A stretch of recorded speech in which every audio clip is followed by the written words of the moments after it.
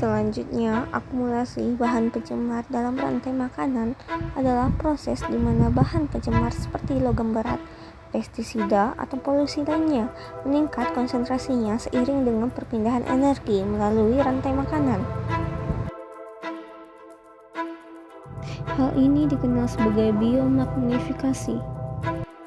Biomagnifikasi terjadi karena bahan pencemar yang tidak mudah terurai akan terakumulasi dalam tubuh makhluk hidup, dan ketika makhluk hidup tersebut menjadi mangsa, bahan pencemar tersebut juga akan terakumulasi pada konsumen yang lebih tinggi.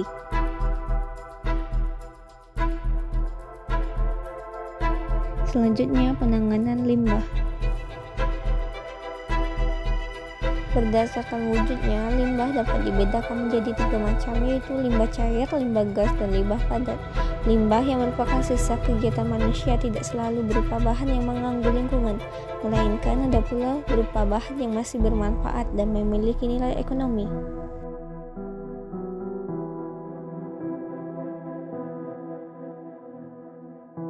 Limbah yang masih bermanfaat, contohnya ampas tahu dan ampas kacang, dapat dimanfaatkan untuk membuat oncom dan makanan ternak.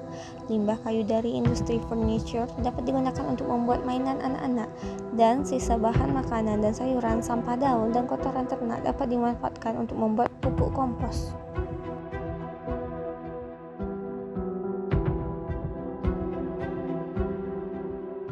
Yang pertama, penanganan limbah cair.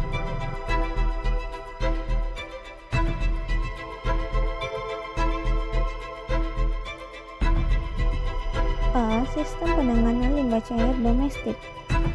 Limbah cair domestik ada yang berbahaya, ada pula yang tidak berbahaya. Limbah cair yang tidak berbahaya, misalnya air bekas cucian beras dan sayuran, dapat dimanfaatkan untuk menyirami tanaman. Pada bagian ini kita akan membahas lebih banyak tentang limbah cair berbahaya, yaitu tinja manusia. Penanganan limbah tinja manusia dapat dilakukan metode berikut. Yang pertama, dengan cubluk atau cubluk berupa lubang yang diberi dinding tidak kedap air di bagian atasnya dan dilengkapi dengan tutup. Limbah dari jamban langsung dialirkan ke dalam cubluk. Jika cubluk sudah penuh, limbah dialirkan ke cubluk lain. Cubluk sebaiknya dibuat dengan jarak 15 meter dari galian sumur agar limbah dari cubluk tidak mencemari air sumur. Yang kedua, tangki septik konvensional berupa bak kedap air yang dilengkapi dengan pipa ventilasi dan lubang kontrol. Limbah cair disimpan selama minimal 1 hari di dalam tangki septik, kemudian dialirkan ke sumur resapan. Partikel padat yang ada dalam limbah akan mengendap dan membentuk lumpur tinja. Di atas tangki septik diberi lubang pemeriksaan yang berfungsi sebagai lubang penyedot tinja.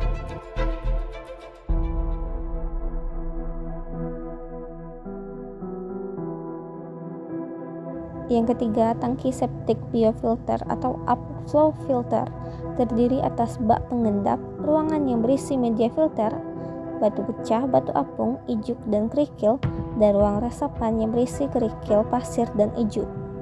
Bak pengendap berfungsi mengendapkan partikel padatan menjadi lumpur tinja. Yang keempat, instalasi pengolahan limbah cair domestik atau IPLCD. Biasanya dibangun untuk perkantoran, restoran, hotel, dan rumah sakit. Pengolahan limbah cair ini meliputi 3 proses, yaitu fisik, kimiawi, dan biologis. Urutan tahapan pengolahannya adalah sebagai berikut. Pengolahan pendahuluan atau penyaringan. Pengolahan pertama atau pengendapan. Pengolahan kedua, proses biologis. Kemudian pengolahan lumpur.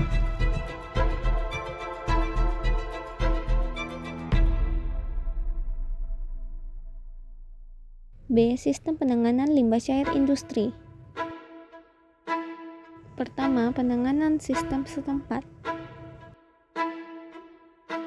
Industri membuat instalasi pengolahan limbah sendiri. Biasanya penanganan setempat memerlukan biaya besar. limbah yang dihasilkan diupayakan sesedikit mungkin dan dapat dimanfaatkan kembali. Yang kedua, penanganan sistem terpusat.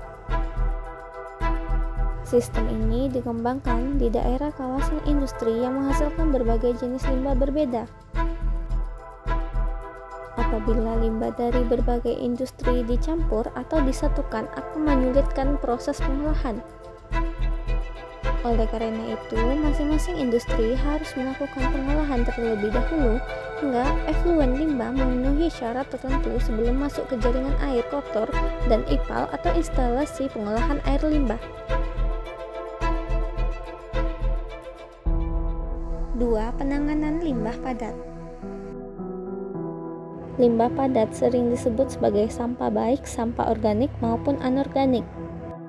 Berdasarkan sumbernya, limbah padat dibagi menjadi dua, yaitu limbah domestik, yaitu limbah yang berasal dari salah satu kegiatan rumah tangga, salah satu contohnya kertas, dan limbah non-domestik yang berasal dari salah satu kegiatan pertanian dan perkebunan, salah satu contohnya jerami.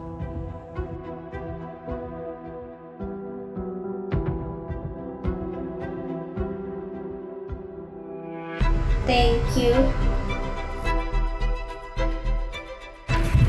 And next video masih tentang penanganan limbah padat.